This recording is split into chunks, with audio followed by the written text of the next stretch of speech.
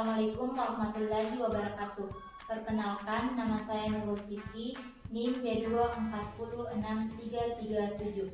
Saya adalah mahasiswa dari Universitas Megabuana Palopo, program studi Sarjana Kebidanan, kelas C2.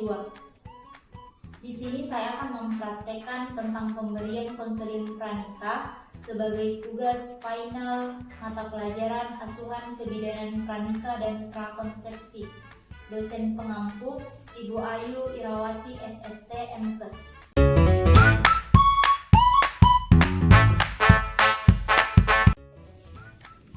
Assalamualaikum. Waalaikumsalam. Silakan masuk Ibu.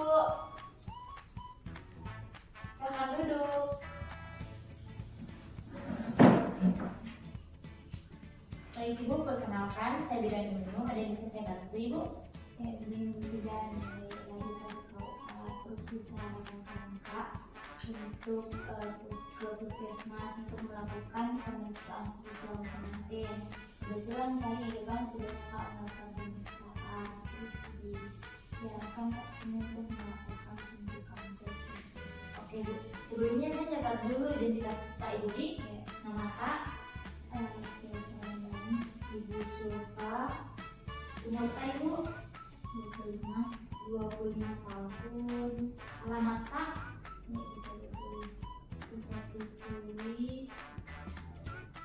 kemudian nama calon suami Kak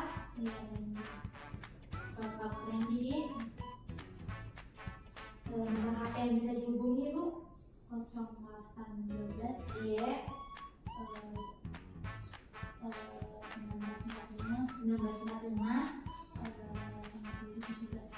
8717 di. Baik Ibu, sebelumnya di depan tadi sudah melakukan pemeriksaan di. Ada surat pengantar sama hasil pemeriksaan Pak.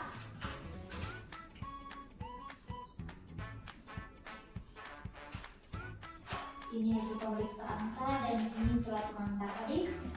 Dilihat dari hasil pemeriksaan Kak, di sini semuanya bagus Bu di. Tekanan darah Kak normal, nadi Kak normal, terus Kak juga normal, pengharapan Kak juga normal. Kemudian di sini tinggi badan kita 141, berat badan kita 43, kemudian nilai Kak juga normal.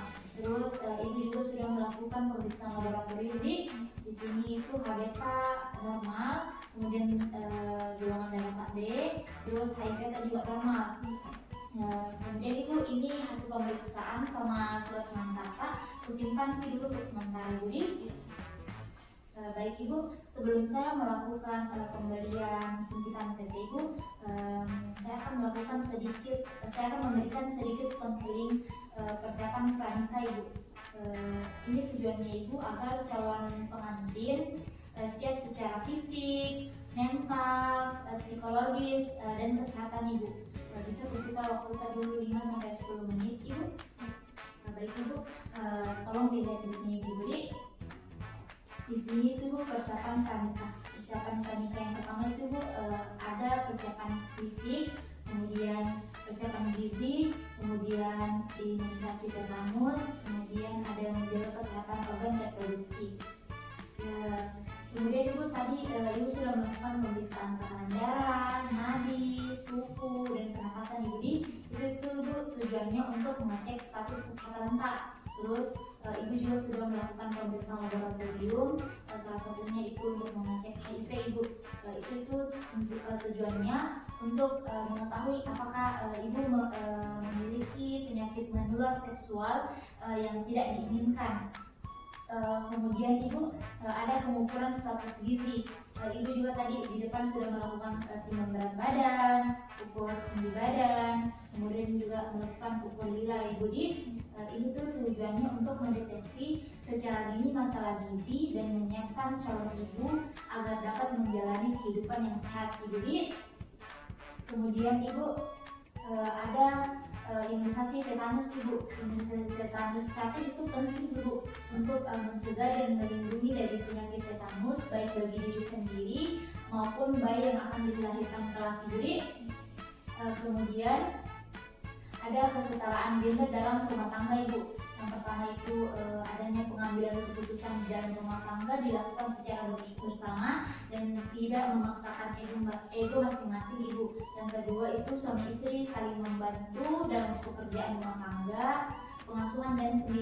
anak. Dan kemudian yang ketiga Ibu ada perencanaan kehamilan dan keikutsertaan ber-KB merupakan keputusan dan tanggung jawab bersama suami dan istri Ibu. Kemudian yang keempat, suami mendukung pelaksanaan ASIK eksklusif Ibu. Kemudian Bu, ada juga tindakan kekerasan yang mengganggu pernikahan Ibu. Yang pertama itu kekerasan secara fisik seperti memukul, menendang, menampak dan lain-lain. Kemudian Ibu ada kekerasan secara psikis, yaitu dengan cara menghina, mengeluarkan komentar yang merendahkan, melarang pasangan mengunjungi pasangan dan teman-teman dan mengancam. Kemudian yang ketiga itu Bu, ada kekerasan seksual, yaitu misalnya mengancam dan menuntut berhubungan seksual, kemudian melakukan hubungan seksual yang tidak sehat Ibu. Kemudian yang keempat ada penelantaran, yaitu seperti tidak memberikan nafkah lahir dan batin, melarang pasangan bekerja. Kemudian ada yang kelima itu Ibu, eksploitasi, misalnya memanfaatkan, memperdagangkan dan memperbudak pasangan Ibu. Sampai segini mengerti Ibu? Kita lanjut Ibu. Kemudian Ibu ada itu tanda-tanda kehamilan Ibu. Kalau misalnya nanti Ibu sudah menikah dan tidak menunda untuk hamil, Ibu bisa baca-baca tentang tanda-tanda kehamilan. Misalnya itu Ibu tidak mengalami haid, kemudian mulai muntah, payudara lebih sensitif, kemudian tidak nafsu makan, kemudian seringki buang air kecil Ibu. Itu semua itu tanda-tanda kehamilan Ibu. Jadi misalnya nanti kalau sudah menikah dan terasakan tanda-tandanya, Ibu bisa langsung datang ke apotek untuk beli tes dan mengeceknya sendiri di rumah Ibu, atau Ibu bisa datang ke puskesmas untuk melakukan pemeriksaan. Setelah itu Ibu bisa diberikan vitamin, kemudian tablet tambah darah untuk ibu hamil Ibu. Kemudian itu ada Ibu alat kontrasepsi Ibu. Nanti misalnya kalau sudah menikah terus tidak mau langsung punya anak, Ibu bisa menggunakan alat kontrasepsi. Alat kontrasepsi itu Bu, ada yang jangka pendek seperti pil, kondom dan suntik. Kemudian ada juga yang jangka panjang seperti implan dan IUD Ibu. Kalau misalnya nanti setelah menikah dan mungkin langsung punya anak, bisa juga Ibu kita gunakan ini alat kontrasepsi setelah melahirkan. Jadi kemudian Ibu ada gerakan masyarakat hidup sehat. Calon pengantin itu Ibu perlu memulai menerapkan perilaku hidup sehat untuk mewujudkan keluarga sehat berkualitas Ibu. Pelaksanaan gerakan itu seperti melakukan aktivitas fisik, konsumsi sayur-sayuran, tidak merokok, tidak mengkonsumsi alkohol, memeriksakan kesehatan secara berkala, membersihkan lingkungan, dan menggunakan jamban secara sehat Ibu. Bagaimana Ibu mengerti mungkin?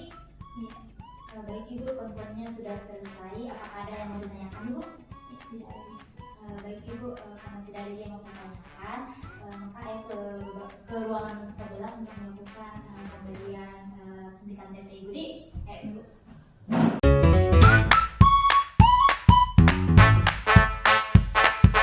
Jadi Ibu, tadi sudah dilakukan pemberian suntikan TT Ibu.